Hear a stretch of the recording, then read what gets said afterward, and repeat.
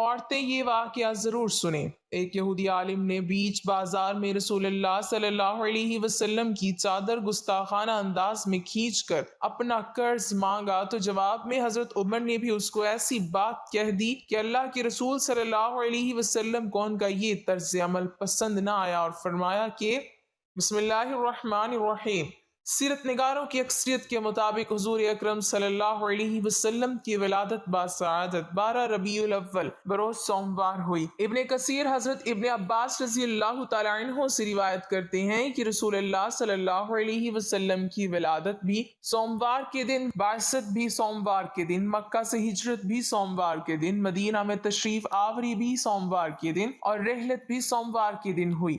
حضرت عبداللہ بن عباس رضی اللہ تعالیٰ عنہ سے روایت ہے کہ رسول اللہ صلی اللہ علیہ وسلم نے فرمایا، اللہ تعالیٰ نے خلق کی تخلیق فرمائی تو مجھے سب سے اچھے گروہ میں رکھا، پھر قبائل کو چنا تو مجھے سب سے اچھے قبیلے میں رکھا، پھر گھرانوں کو چنا تو مجھے سب سے اچھے گھرانے میں رکھا، لہٰذا میں اپنی ذات کے اعتبار سے بھی سب سے اچھا ہوں اور اپنے گھرانے کے اعتبار سے بھی سب سے ممتاز ہوں۔ اللہ کے رسول صلی اللہ علیہ وسلم رحمت للعالمین اور محسن انسانیت ہیں۔ آپ خلق عظیم یعنی اخلاق کے اعلیٰ درجے پر فائز تھے۔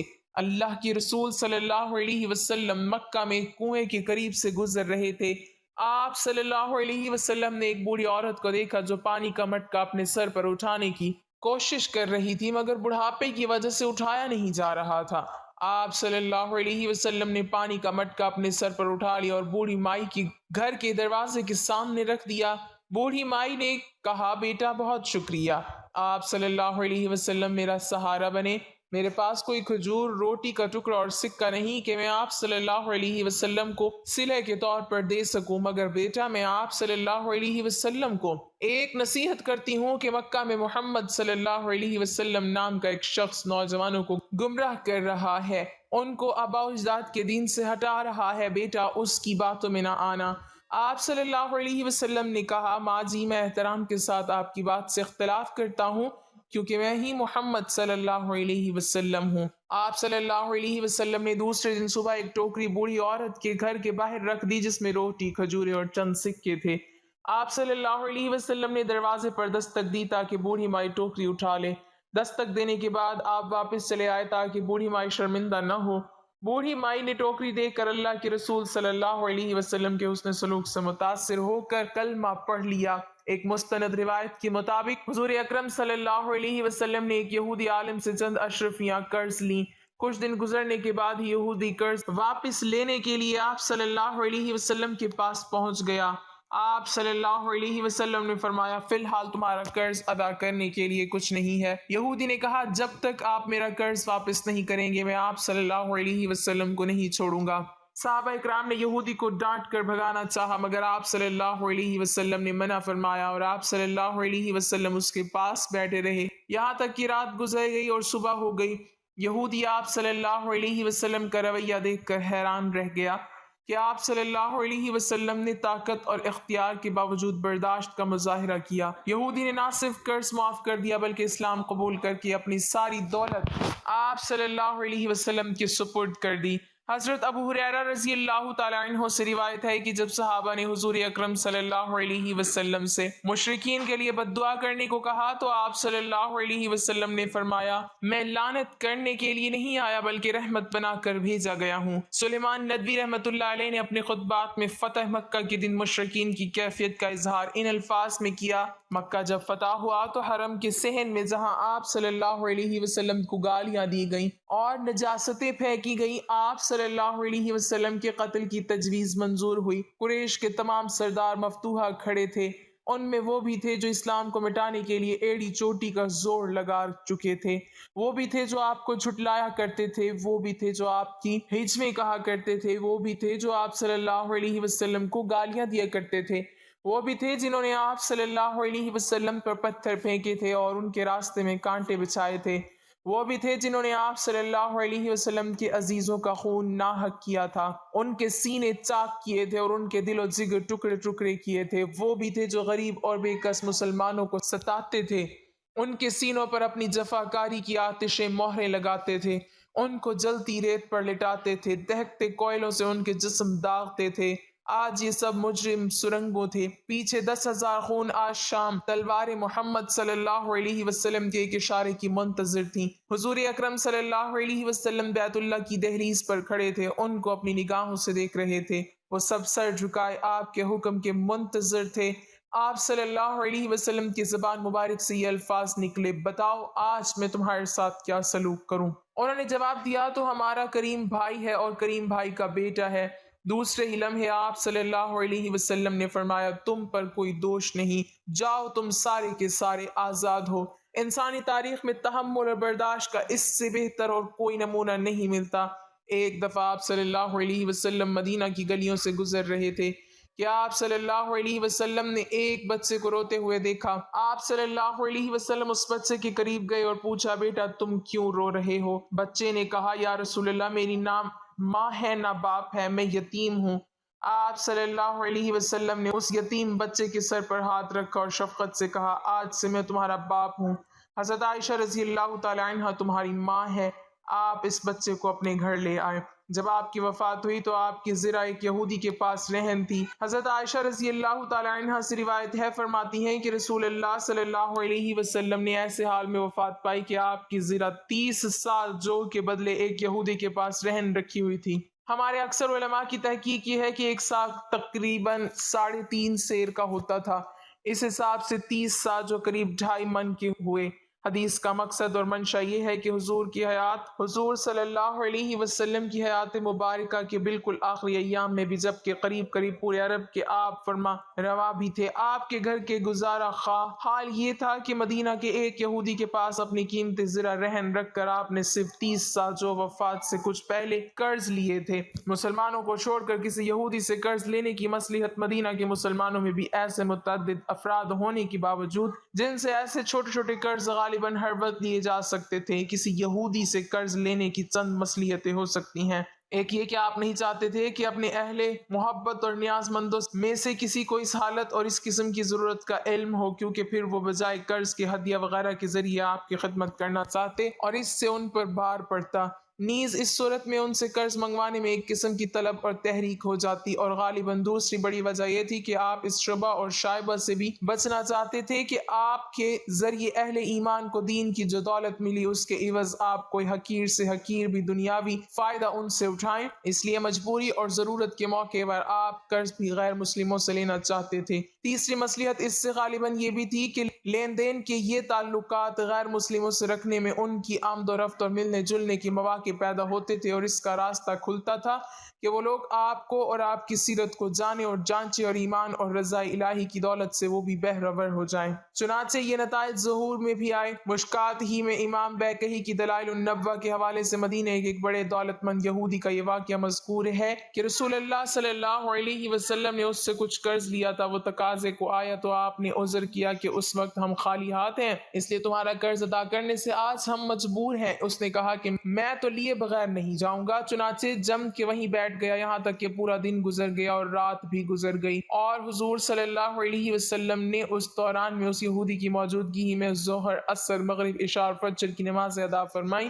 وہ نہیں ٹلا۔ بعض صحابہ کو اس کی یہ حرکت بہت ناگوار ہوئی اور انہوں نے چپ کے اس کو ڈرایا دھمکایا تاکہ وہ کسی طرح چلا جائے۔ رسول اللہ صلی اللہ علیہ وسلم کو جب اس کا پتہ چل گیا تو آپ نے فرمایا کہ مجھے اللہ تعالیٰ کا یہ حکم ہے، کسی معاہد پر کوئی ظلم و زیادتی نہ ہو۔ یہ سن کر ان صحابہ کو بھی خاموش ہو جانا پڑا۔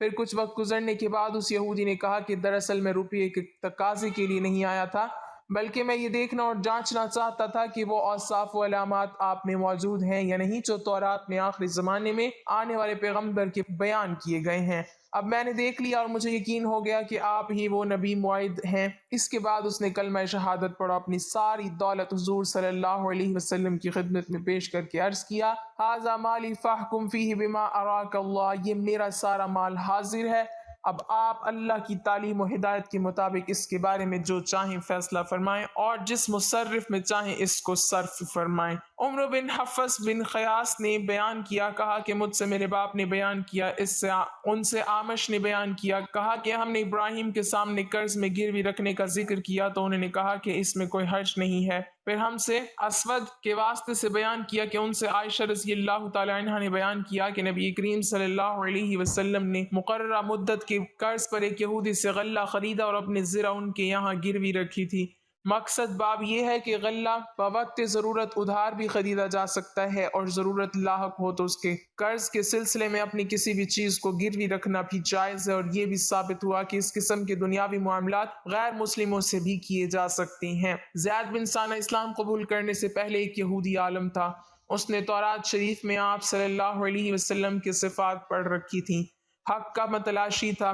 نبی کریم صلی اللہ علیہ وسلم کی صداقت کی تمام علامات اس پر واضح ہو چکی تھیں۔ صرف دو صفتیں ایسی تھیں جن کی وہ تصدیق کرنا چاہتا تھا، ایک یہ کہ آپ صلی اللہ علیہ وسلم کا تحمل آپ صلی اللہ علیہ وسلم کے غصہ پر غالب ہوگا، دوسری صفت ان سے شدید جہالت کے سلوک کے باوجود ان کے علم میں اضافہ ہی ہوتا چلا جائے گا۔ یہ دونوں صفات مکارم اخلاق کے لحاظ سے نہایت بلندی یایا ہیں۔ بھلا ایسا کون ہے جس سے بدتمیزی کی جائے اور وہ اس کے جواب میں اچھا سلوک کرے؟ زید بن ثانہ مختلف بہانوں سے آپ صلی اللہ علیہ وسلم کی مجالس میں آتا تھا، ملاقات کرتا تھا اور مذکورہ صفات کو آپ صلی اللہ علیہ وسلم کی ذات گرامی میں دیکھنے کے لیے بے تاب رہتا تھا۔ تھوڑے ہی دن گزرے تھے کہ اسے یہ موقع میسر آ گیا۔ زید کے اپنے الفاظ یہ ہیں: میں آپ صلی اللہ علیہ وسلم کی مجلس میں تھا، ایک اعرابی آیا، اس نے عرض کیا یا رسول اللہ، میرے علاقے کے کچھ لوگ مسلمان ہوئے تھے، اب انہیں قحط اور فقر و فاقہ کا سامنا ہے، اگر انہیں فوری مدد نہ ملی تو خطرہ ہے کہیں وہ اسلام سے نکل نہ جائیں، آپ صلی اللہ علیہ وسلم سے امداد کا طالب ہوں۔ اس وقت آپ صلی اللہ علیہ وسلم کے پاس رقم نہیں تھی۔ میں نے اپنے ذہن میں ایک پلان بنایا اور اللہ کے رسول صلی اللہ علیہ وسلم سے کہا، میں آپ صلی اللہ علیہ وسلم کے لیے فلاں آدمی کے باغ سے ایک وسق کھجور خرید لیتا ہوں۔ وسق تقریباً 200 کلو گرام کا ہوتا ہے، اور آپ صلی اللہ علیہ وسلم کو دے دیتا ہوں۔ آپ صلی اللہ علیہ وسلم کھجوریں کچھ دن کے بعد دے دیجیے گا۔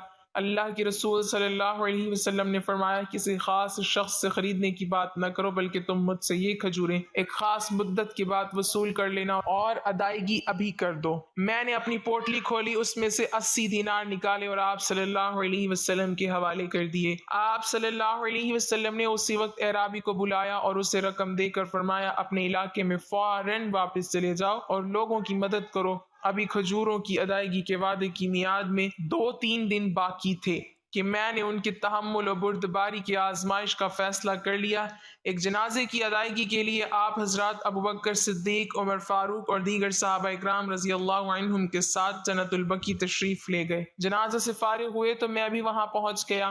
میں نے اپنے منصوبے کے مطابق اچانک آپ صلی اللہ علیہ وسلم کی چادر پکڑ لی اور اتنے زور سے کھینچی کہ وہ آپ صلی اللہ علیہ وسلم کی کندھے سے اتر گئی، اور ساتھ ہی نہایت خرخت لہجے میں کہا، محمد، میرا قرض واپس نہیں کرو گے؟ تم بنو عبد المطلب کے لوگ قرض واپس کرنے میں اچھے نہیں ہو، ادائے قرض میں بہت دیر کرتے ہو۔ میں اچھی طرح جانتا ہوں کہ لوگوں سے تمہارے معاملات کی کیا حالت ہے۔ زید کا یہ مطالبہ نہایت غیر معقول تھا، کیونکہ ابھی وعدے کی مدت میں کئی دن باقی تھے، اور پھر انداز ایسا بازاری جس میں پورے خاندان کو گھسیٹا گیا ہو، کسی بھی شخص کو غصہ دلانے کے لیے کافی تھا۔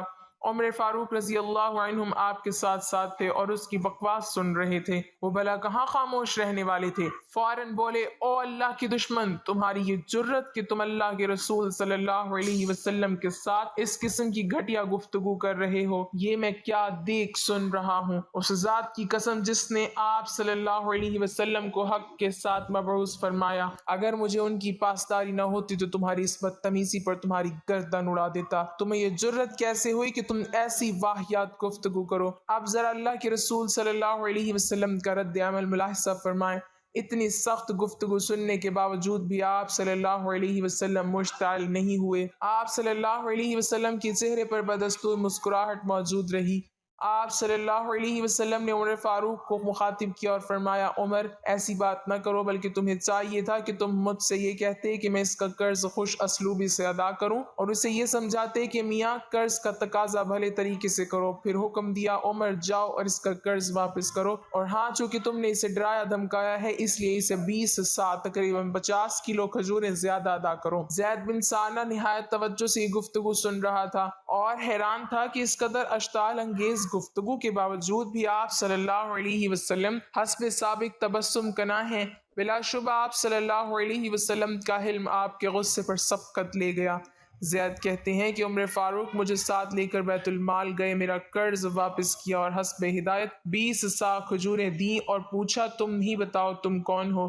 میں نے کہا کہ میں زید بن ثانہ ہوں۔ کہنے لگے اچھا الحبر، یعنی وہی جو مشہور یہودی عالم ہے؟ میں نے کہا کہ جی ہاں الحبر۔ اب عمر فاروق نے کہا کہ یہ جو تم نے اللہ کے رسول سے گفتگو کی ہے اور ان کے ساتھ بد اخلاقی سے پیش آئے ہو، تمہیں اس کا ہرگز کوئی حق نہیں تھا۔ میں نے کہا عمر تم ٹھیک کہتے ہو، مگر تمہیں معلوم نہیں کہ میں حق کا متلاشی تھا۔ میں نے نبوت کی تمام صفات آپ صلی اللہ علیہ وسلم میں دیکھ لی تھیں، 2 صفتیں باقی رہ گئی تھی جن کا تعلق آپ صلی اللہ علیہ وسلم کی تحمل، حوصلہ مندی اور بردباری سے تھا۔ آج میں نے ان صفات کا بھی خوب مشاہدہ کر لیا ہے۔ بلا شبہ وہ نبی آخر الزماں ہیں۔ عمر میں آپ کو گواہ بناتا ہوں کہ میں آج سے سچے دل سے اسلام قبول کرتا ہوں۔ پھر کلمہ طیبہ پڑھا اور صحابیت کے شرف سے بہرہ ہوئے۔ اللہ پاک ہمیں بہتر عمل کرنے کی توفیق عطا فرمائے اور ہمارا خاتمہ ایمان پر فرمائے، آمین۔ ناظرین کمنٹ باکس میں اللہ تعالیٰ کے 99 ناموں میں سے ایک نام ضرور ٹائپ کریں۔